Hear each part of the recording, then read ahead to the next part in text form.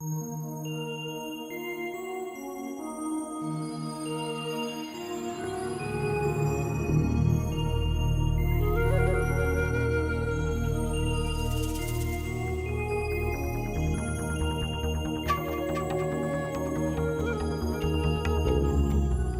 Out Loud, a program designed to explore in-depth interviews with writers to hear that words have voices. Hello everyone, I'm Teresa Miller and welcome to Writing Out Loud. My very special guest today is my favorite poet, Joy Harjo. Thank you for being here, Joy. Well, I'm happy to be here. It's been a while. It's been a while, and you've got a memoir coming out July 2012. We've talked about it. This has not been an easy book for you. No, it's not. I was actually quite behind on my contract. Like, what's quite? 14 years. Okay, was it writer's block? You know what it was is kind of. It was, it's not the memoir, the time period. I wanted to write about this, Indian boarding school and the 70s and 80s, and instead, and I tried, I started writing it as a collection of short stories, and did really well. I published 3 of them as short stories, even though one was like total memoir.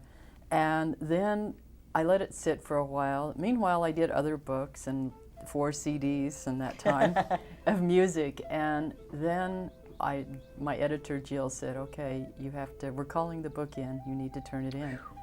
And I didn't know I was that late. So I did, I got the book in. And then when I looked at the contract, I realized how late I was. But what was hard, it was because you had to follow the spirit of the book. And the spirit of the book wanted to start right before I was born and go up until the time that I started writing poetry. And those were some hard years. Those were some very difficult years here in Tulsa, and then I went to Indian boarding school in New Mexico, which really saved my life, and then went to the University of New Mexico in pre-med actually, then went back into art. Yes, then I went back into art classes because I was always good in art, painting and drawing, and then I got hooked by poetry. What made boarding school such a good experience for you? Because there were all Indian students, and that made a difference to me at that point. I needed that kind of community, and it was an arts school, so you had to apply to get in. I sent in drawings, and it was a community. It was in that school we were treated as artists, and we knew ourselves to be artists, and so everybody kind of had that artist vibe. We had wonderful teachers like Alan Hauser, Fritz Scholder, Ottilie Lolema, some of the best artists in their fields, along with BIA people. Some of them were incredible and some were on the run from something. Well, enough said. Enough said. I've known you a long time, but this is the first I ever knew that you were interested in pre-med. Do you see any overlaps between pre-med and poetry? Yes, I do, because with the Muskogee people and with all indigenous peoples, and Scott Momaday has talked well about this, is that the word, what we speak and how we speak, comes from our thoughts. Those thoughts, where do those thoughts come from? They come from the dreaming of the earth. They come from the dreaming of our ancestors, from a larger and more sacred pattern. And so words have the power to heal or destroy. And so that's how, and with the medical, most people don't know, I've always had a deep interest in healing, in the healing arts. One of my favorite poets, one of your favorite poets, Emily Dickinson, has written, "Ourselves behind, ourselves concealed would startle most." When you were writing your book, did you discover anything about yourself that surprised you at all? Probably. I think so, because when I write for surprise. I write to understand. And not surprise in being sensationalistic, but surprise in the sense of understanding or knowing what's behind. And you've got this great title, This Crazy Brave. What's the crazy? That comes from the name Harjo, which means so brave you're crazy. But actually, it has to do with, I think there's a kind of sacred crazy, I think, and I don't know that I am that yet, but it's a kind of place that you get into where you don't worry about what you don't worry about the concerns of this world so much, or what people think, or what's already gone before. I mean, when I've done my art, I do what I do, and it's not always taken hold. And I know people have thought, who's that person up there with a saxophone and doing poetry? And now people are starting to get it. Mm-hmm. But it's that kind of crazy, or I think the term also refers to, you know, in battle, that you're not worried, that you forget to, I guess in a way you make friends with death. You no longer worry about, you're not concerned about that point of leaving, but you realize that you're in a continuum and you stay open to it, and all kinds of magical and things can happen. At what stage in your career and in your life did you decide that it was important to integrate music and words? You know, I think that was my initial impulse in Was some it? way. I Was loved it? music. My mother wrote songs, and I loved, one of my favorite thing in the house was her typewriter, which I was told constantly to stay away from. But I love I like the percussiveness of it, and that it could put words on paper, that you could take words out of somewhere and put them in rhythmic patterns on paper. And so it kind of started there, and my mother singing. My mother had a beautiful singing voice, and actually was asked to sing on the radio, but she was shy. Yes. And so that was always a big dream of hers. You lost your mother recently. Yes, How I hard did. has it been to process that creatively? It's still going on. I'm still processing. I wonder, because you have such a wonderful command of the language, a beautiful command of the language, and I wonder if that makes life easier for you in a way as you interact with family, with friends, with the cable company. Well, that's a different kind of language. Yeah, that's a different, but I think what happens, if you develop in, whether it's language or something else, and you're hooked into kind of a stream, it helps. It helps. Like, I've been doing hula now for about 6 months, and I'm finding that even taking up that, helps me with movement on stage. Yes, it's I did my play, my one-woman show, Wings of Night Sky, Wings of Morning Light, recently at the University of British Columbia, and I noticed how that affected my movement so I think that probably the words do. I mean, I've learned to respect them, and then I ask for help, and I ask not to lose my temper when I talk to the cable people. That's hard to do because sometimes. usually the only time I have to talk to them is when something isn't working, even though it's supposed to. You mentioned the play, and it's autobiographical, isn't it? Somewhat. It's autobiographical with a lot of fictional, there's some things in there that didn't happen to me, but I was making a story. Some of it is autobiographical, some of it not. Because I remember when I was going to see it here in Tulsa, you were saying, I hope my mom doesn't come because there are parts of this I don't want her to see. Do you feel that way about your memoir? Are there parts of it that you're a little bit uncomfortable with the family reading? I think so. I mean, I think that's just the given, and it's interesting. I don't know how, I thought about giving it to everyone to read, but it's basically, I was reading it out loud. That's how I did the final draft, is I read out loud to a wonderful friend of mine, Pam Kingsbury, who lives in Alabama. And I was reading it out loud to listen. And I was listening for that kind of thing, too. And I guess, I remember a friend said, well, you're in the beginning, she'd only heard the beginning, your parents sound like gods. And I said they were. And on some level they still are. But you learn to hold paradox. As human beings, we've all done things that have harmed people. And I know they didn't do it deliberately. And I've done things to harm my children just by the nature of being a human being. Like being an artist and traveling when the children wanted me home at times. And it was difficult for everybody, because then I know, it's just life. And it's inevitable. And I write about things, but I always try to write compassionately. I don't point fingers. It's not a tell-all or anything like that. It's just my story. It's my version. It's my memory. And our memories can be different. You get a family in a room, and people can have a very different take on what happened because everyone has a different kind of relationship with their parents. Were there certain memories you decided to leave out because they might be hurtful? I think probably. I mean, and then there's ways to tell things in a way that, you know, I don't put a lot of names in. Or is that an art we're losing, you think, in contemporary writing and publishing? That there's a way to do things and not be so hurtful?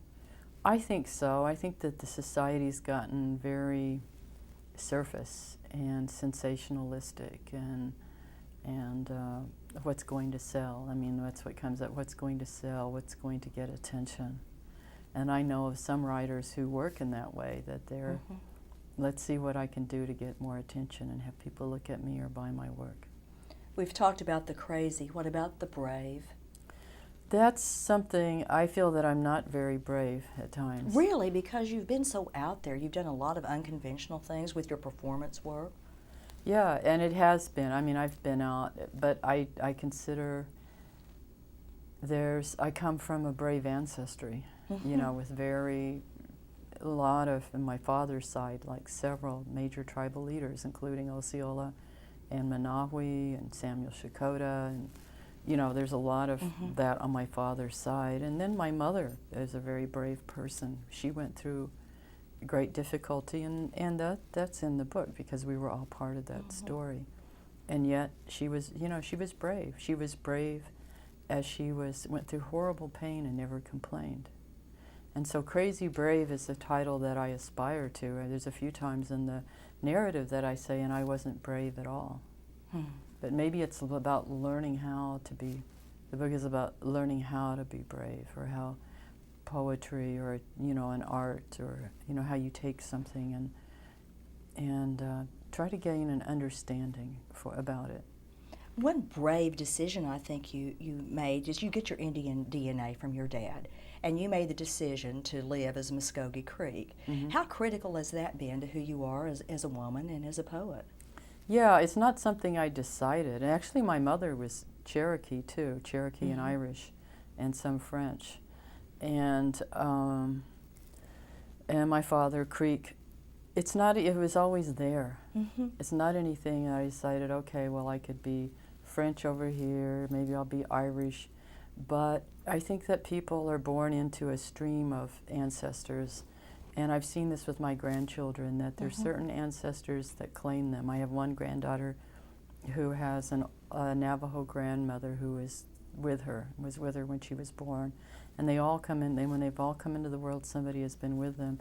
So you're born to carry forth something. Everybody is brought, you know, carrying gifts that come from. And that's when I was born, those people, they were talking to me really early on, saying, you know, this is what you, basically this is who you are, and this is what you've come into the world to do.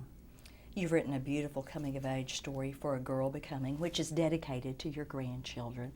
What was the most important message you wanted them to take away from this book? I wanted them to remember that when they came into the world, you know, they did come in through many different stories, through many different people. This was written for my oldest at the time my oldest granddaughter was coming of age, and she's, you know, Creek, Cherokee, Irish, French, Acoma Pueblo, Navajo, and Hopi. And there are many, many stories winding through.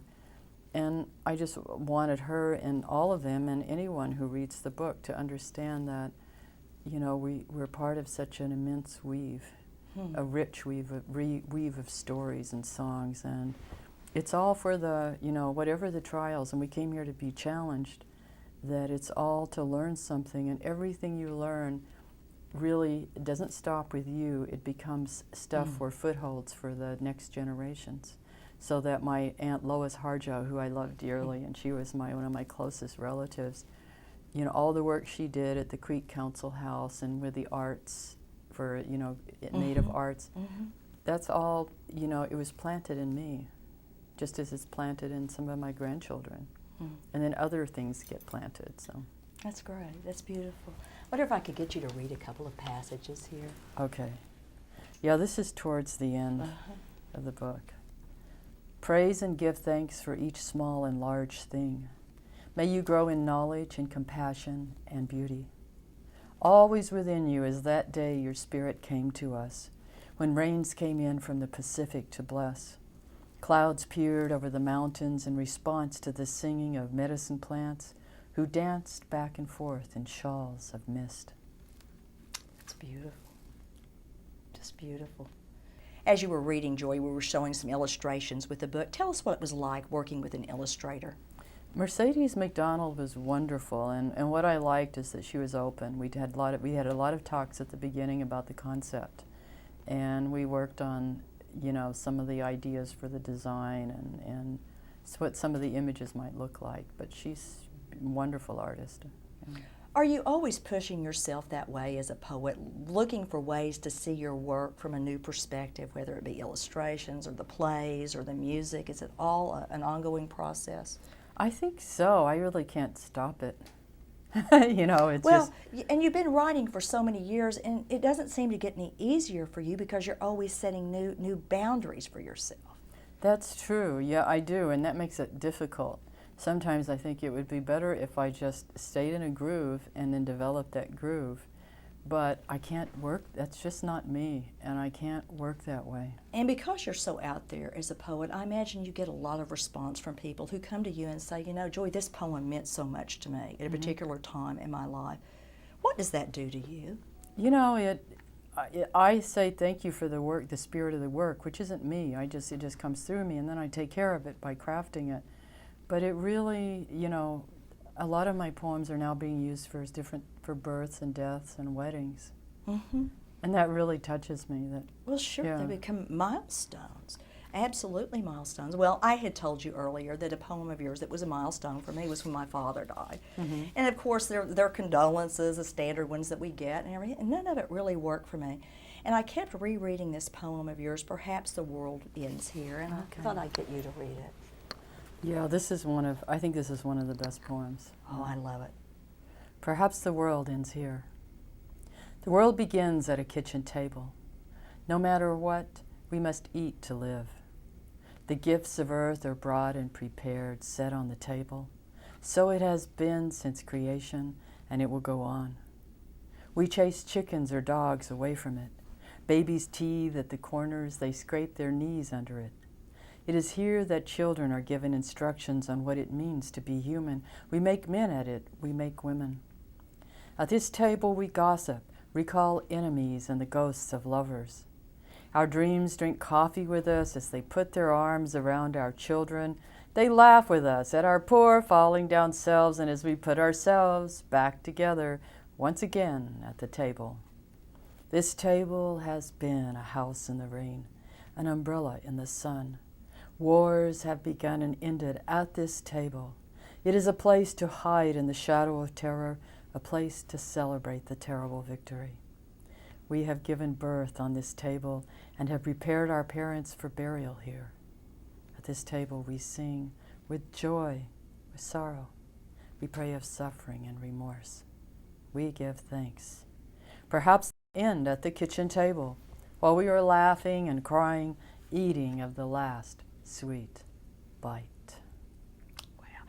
Does that poem mean the same thing to you now that it did when you first wrote it? Well, they always surprise me. This stuff comes out and I'm working the lines for rhythm, and then things come out and it's like, wow, where did that come from? Thank you. I always say thank you wherever again, it comes that's the from. Spirit of the poem. It is, and it's not, it's not me. Is poetry more fluid than other kinds of writing?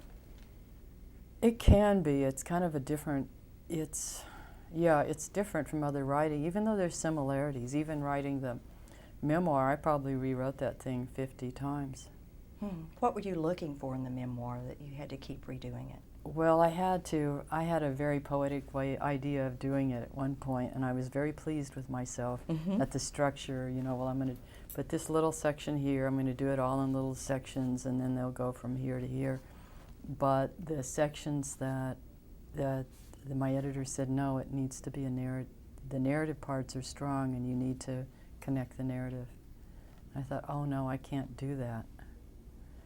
it's like standing on the stage for the first time, and improvising jazz when I know I can do it, but I've been afraid to do it.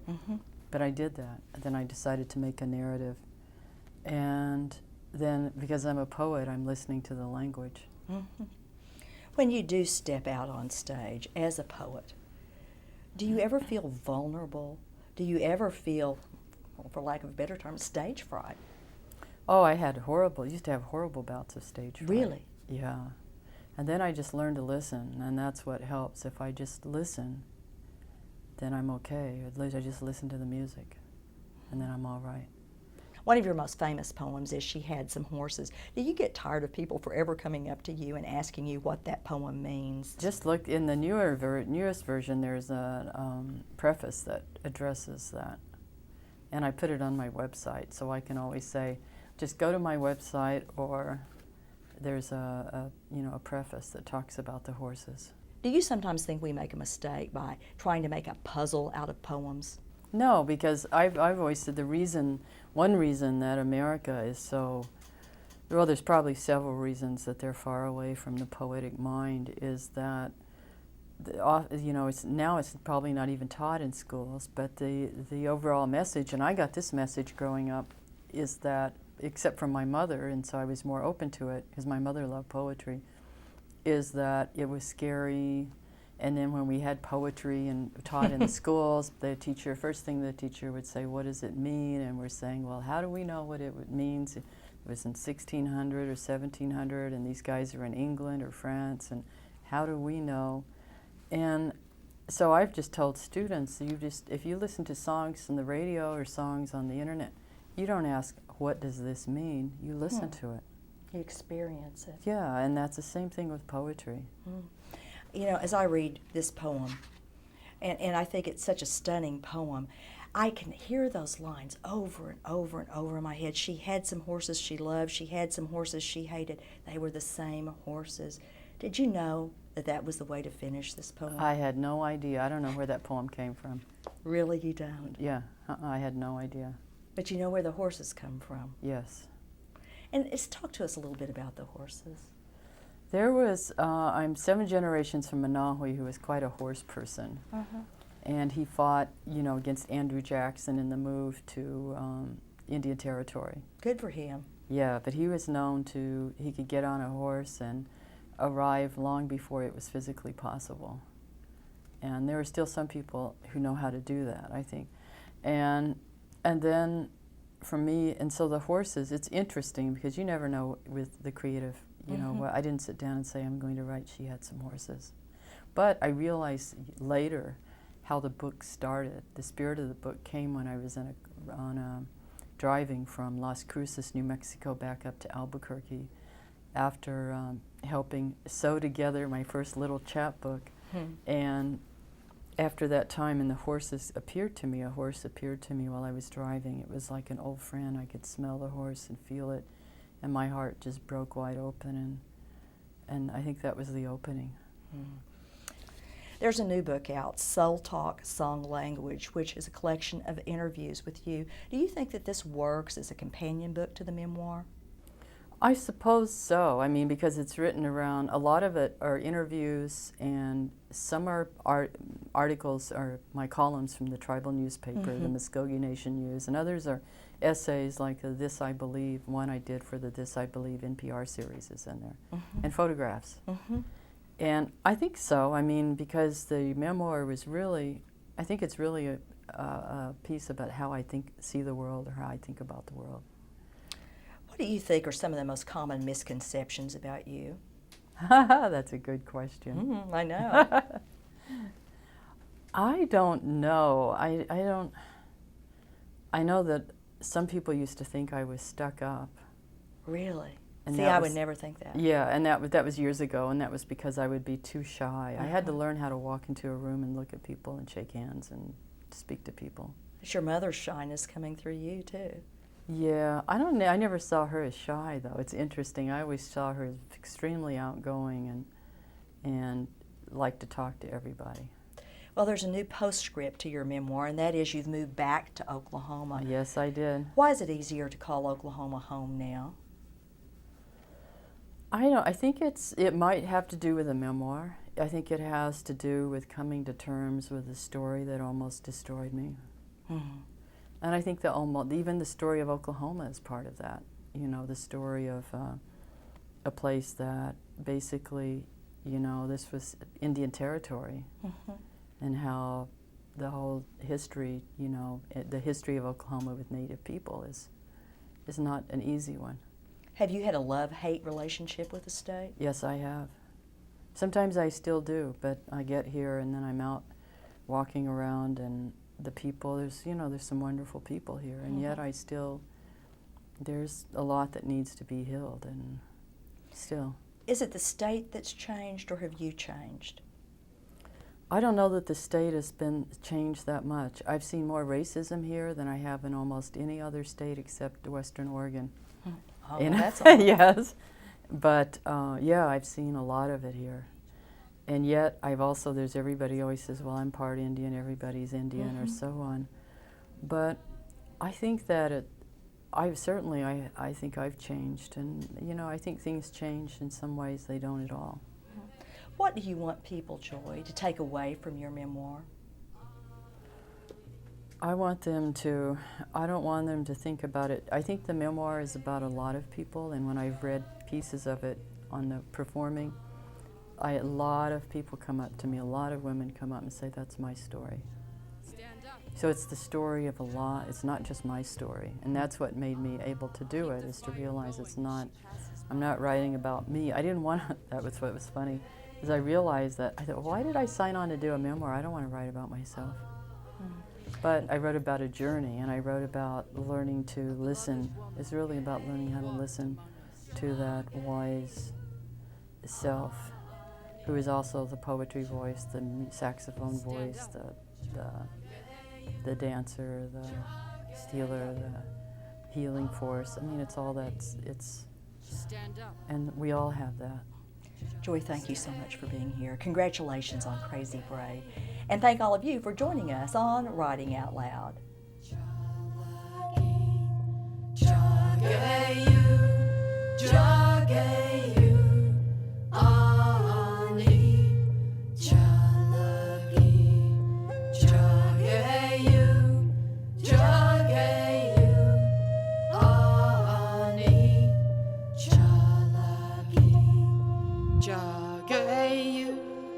Jagayu ani chalaki.